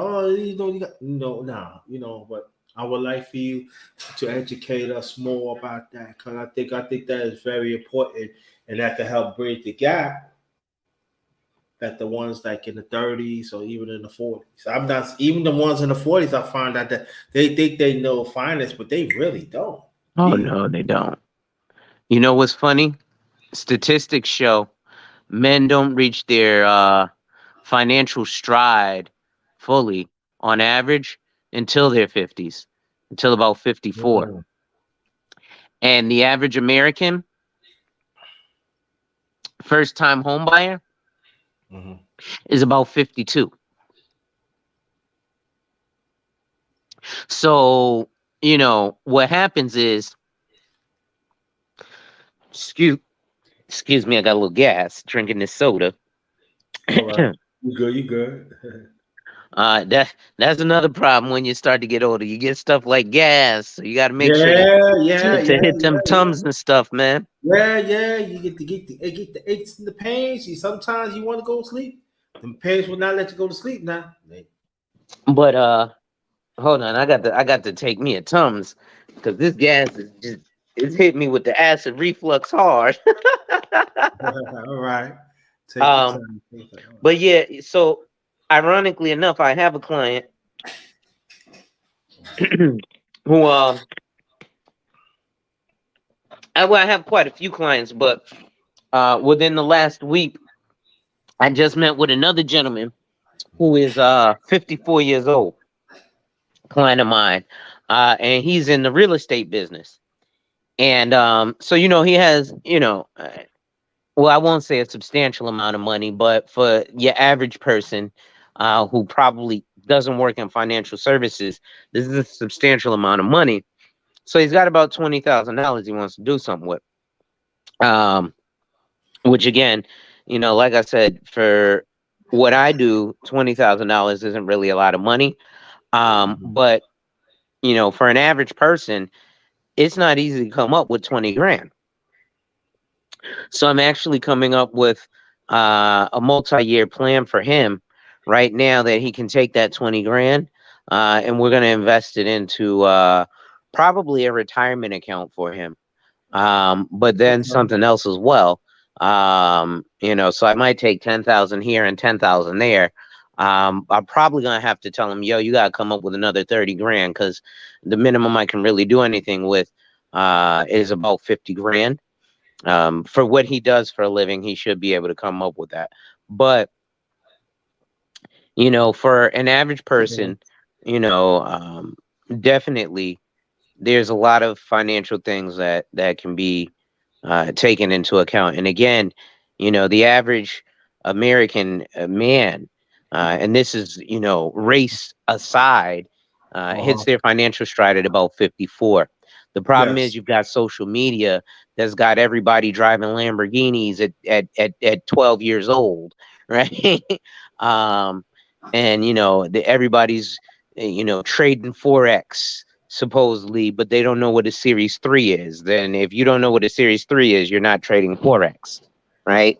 So what ends up happening is you get a bunch of dudes who are running around basically, maybe they're going to the YMCA and they're playing, a pickup game of basketball and they're dunking on a guy at the YMCA who doesn't play basketball for a living, but he happens to be 6'8" and 260 pounds like LeBron James.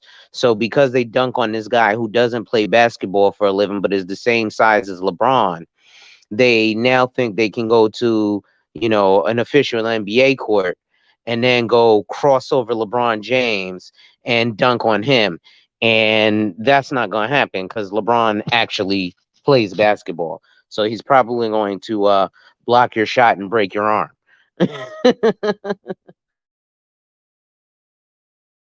You muted. Yeah, I'm sorry. Yeah.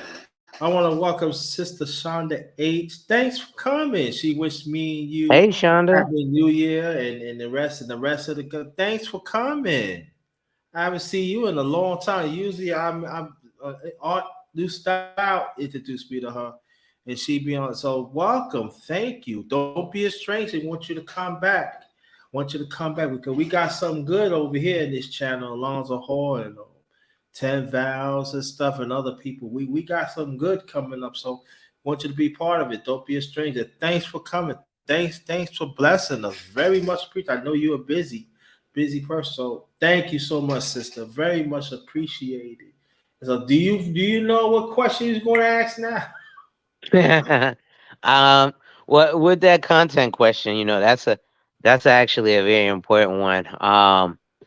But and I'm glad you mentioned that because I was looking at the younger crowd, but to be honest, my prime demo probably should be guys in their 50s, right? Because believe it or not, you're going to be more responsible. Ironically enough, obviously things are going to be substantially more expensive just because Yeah, of the sheer fact of age versus somebody who is 25. But the likelihood that you guys will put business on the books and actually keep it and effectively follow the plan is much greater because now you're at a point in life where you're like, nah, man, I can't fucking play around. Excuse my language, yeah, but you yeah, know, yeah. uh, I can't play these games no more. I did that shit when I was 20. I'm a grown ass man now. I ain't got time for games. That's true. So let me I'm glad you said Shonda. This is a chop up. This is not an interview. I created this a long time ago. It's all about engaging. So what's what it is though. And, I ask some questions. And also salute to your knowledge relations. Thank you very much. Very much appreciate. I hope that you subscribe to me back. I asked him questions. Alonzo, whatever he want to ask, he asked me questions. Now, I know people have asked me, do you want to do a chop up? I got to know you first. If I Yeah. don't know you, all due respect, I'm not doing it. I got to know you first. I got to know your channel, know what you represent.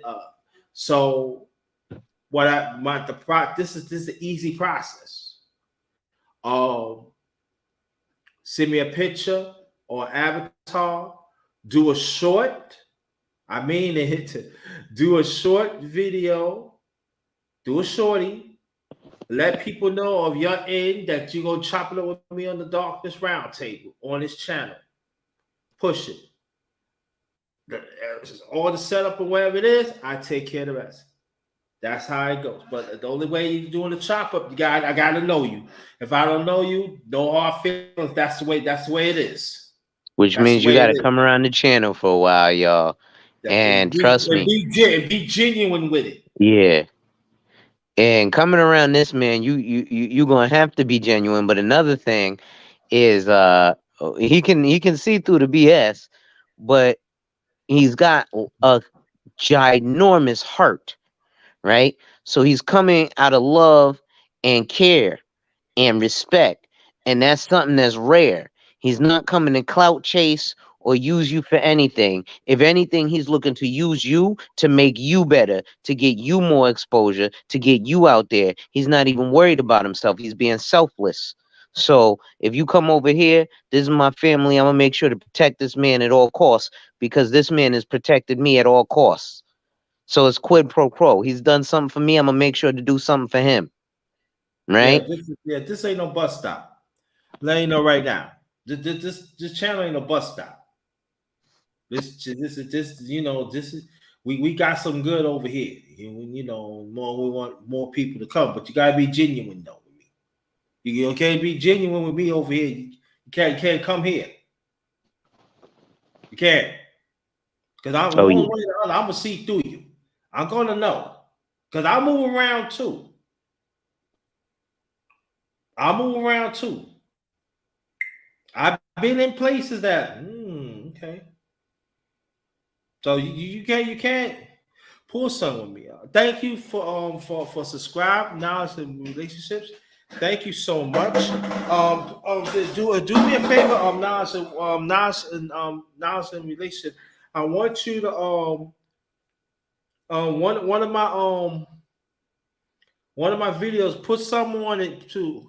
And also, Shine H, I want you to put something in because I don't think I subscribe to you. Please subscribe, and we got something going on too. There's any questions that you want to ask? I think I've asked most of the poignant questions I can think of. Like I said, the other one just kind of, I don't know where it went. It just popped away, and I'm mad because I was like, "Oh, this is gonna be a good one," and then it just boop. Yeah. Um, Okay. which happens, but like I said, man, I will thank you for having me. Yeah. Um, Thank you. and I think you know, I will ask, especially because you know this space, as skewed as we may look at it, is valuable to me personally because it's a space for black men. Um, and I think that if um, we want to see what we want to see, but what would you like to see from this space in the next year or two? I said that there are some brothers that within your age group is doing a marvelous job, like She Stay Sleep or Karate. People around is old though. But we gotta acknowledge those brothers that doing the work, the real ones. Mm. And the fake. I know you heard when I was talking about the fake jacks. Yep. The fake jacks got to go. Oh, young and old, they got to go. They holding up the process. They got to go. Mm. And I'm willing to throw them out. I don't have no problem throwing them out. I really don't. And I'm saying that could anyone could change? Yes, they can. But they've been in this space holding up a long time. They get book deals and all that. And again, I'm gonna blame some of these women too because you followed up too. But we're gonna stick to these men, and these men be giving these $500 payments, Mm-hmm. and all that too, and when they supposed to be gurus. I mean, like this. I'm just saying that you mad because a woman turned you down 40, 30 years ago. I just want to know. Yeah. They turn you down, that you had to get them back and stuff. And women too, I'm gonna hold you accountable too because y'all be in these men spaces, be using these men too. But I'm gonna deal with y'all. I deal with y'all soon, but we gonna give it to the men. And so, men like me, I ain't mean to toot my own horn and everything. It's all about growth. It's all about growth, and us as men in this space, there's no growth because there's a few just want to have the cheese. See, there's a block of cheese in here, right? And there's good channels like Fourth Quarter Talk, Go Professor, Brother She, Brother Big Rooster, and a few others. Big Rooster was live yesterday. They was live in, so we gotta push these brothers, and we got to make sure that their message is transparent too, because they do have message that is transparent. But even you said mention me, and we don't get the push. We not complaining or nothing, but I'm just saying there are brothers that are eating. They're not slicing up that cheese so other people could benefit from the cheese. You know what I mean, brother Alonzo. Oh no, I definitely know. I was actually having a conversation behind the scenes with another brother from this space, and we mentioned he mentioned a gentleman that you and I were talking about, and I said, I heard that around, and I told him, you, JT, are probably the fourth person that's confirmed what we were saying about this particular gentleman. I'm not going to expose that now because I don't need to give him any clout, but you're the like fourth person. Now, when there's three and four people saying it, that starts to become a concern, right? Not am I saying that it's absolutely true, but from what I'm seeing with my own eyes and from what's being confirmed from other gentlemen, I'm starting to believe that this person is juxtaposing themselves against the actual interest of what they say we have. Well, Sister Sonic A, she said, "Great question, Alonzo Hall, and excellent response to number one grinder. I think more people are waking up to the real versus fake folks in despair because the circular conversations don't get us anywhere. No, it don't. But see, they had. But to do, I would say this, Shonda Ace, it had to be constructed conversation again. The young and the old, it has to circulate, and they don't want it to circulate because we waking up. That's why I support She Stay Sweet. That's my day one brother.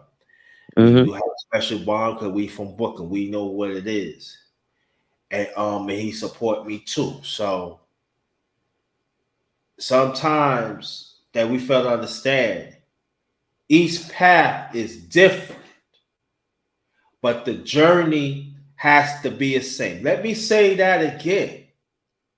Each path is different, but the journey has to stay the same, and that is the problem. Mm, We that don't makes think sense. our Each path is journey, different, but the journey got to stay the the same. journey has to stay the same because we got to mobilize. Bro. When you in the journey, it's all about mobilizing, and that's the sad thing about it because I'm talking get back to the brothers on my age group, but even a little older. They figure they know how to be accountable because I did this and that and everything. I'm the man on stuff like that. No, you got to constantly learning. You got to constantly evolve. You got to constantly improve, and that's like Brother Alonzo and a few other young brother. You brother that younger than me, they come to me because I don't feel threatened. I don't feel threatened. I don't want them to feel threatened by me. I don't feel threatened by them.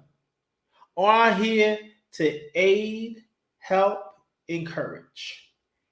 Aid, help, encourage.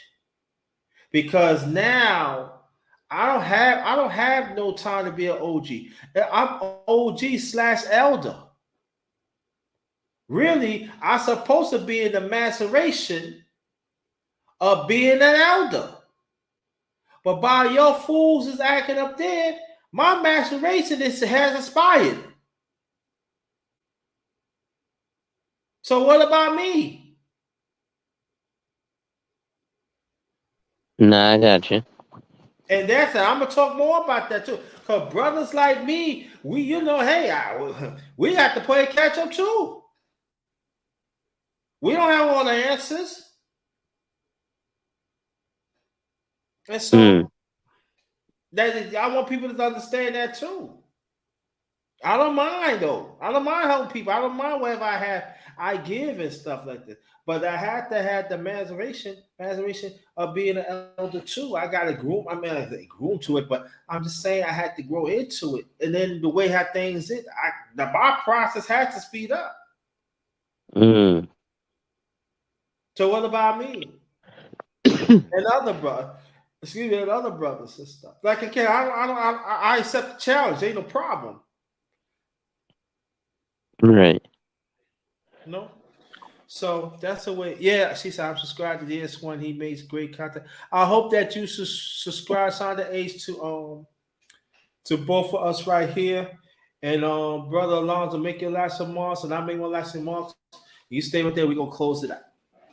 You already know my thing, man. Wipe ass, work in progress every day, and see success. And remember, when people challenge you, they don't challenge you to challenge you, but they challenge you to challenge you.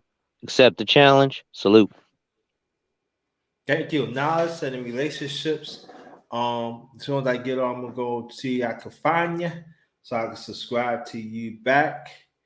Um, and this has been a greatly anticipating chopper.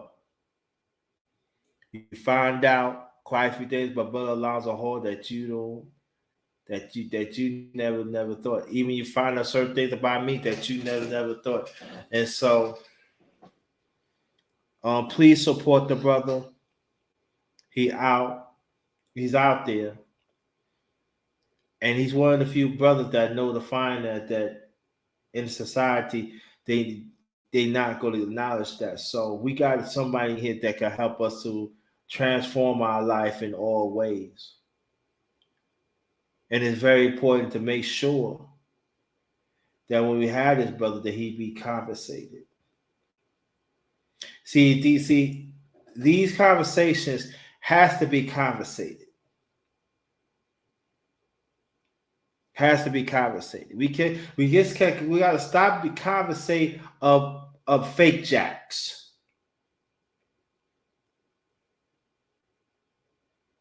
We got to have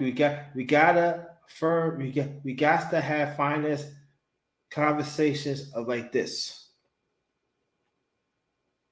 Let me show people again that the ones that donate to me, which I did. I put my I like to show people because they know that I'm on this right now. That's what I do. But gotta do it, y'all, because what it comes down to is all about right or wrong. Ain't Alonzo truth, brother Alonzo truth, ain't brother Grinda truth. It's the truth. Do you want the truth to transform your life?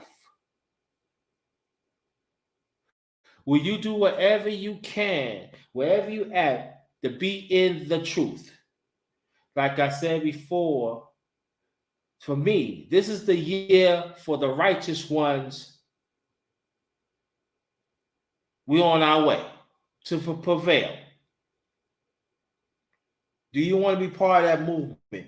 Do you want to get off? Yes. But are you going to get back on and stay the course? You don't have to have money to be righteous. We imperfect. We have phases in our life that hurts and everything. Nah. But you could be a good person. You could be an advocate for others. But let's do it fearlessly. And whatever comes with it, that's the way it is. So on behalf of my channel, The Underrated Darkness, yours truly, the #1 grinder, one of the best kept secrets on YouTube, the best of the business too. Also, I do have an IG, it's the all low caps, line everything up. The Grinder one. Want to go check that out. And let's advocate for our people. Let's advocate for each other. And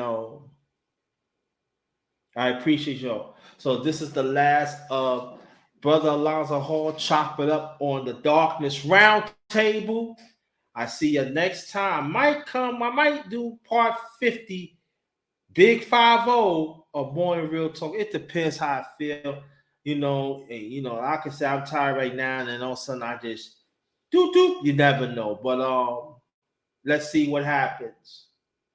Okay, let's see what happens. But thank y'all so much. And please, thank y'all so much to make this worthwhile. Thank y'all so much. Greatly appreciated. Again, on behalf of my channel, The Underrated Darkness, yours truly, the #1 grinder, the finance extraordinaire, Brother Alonzo Hall. Show some respect. And stay blessed, stay blessed, stay blessed. This one is Ghost. Stay blessed.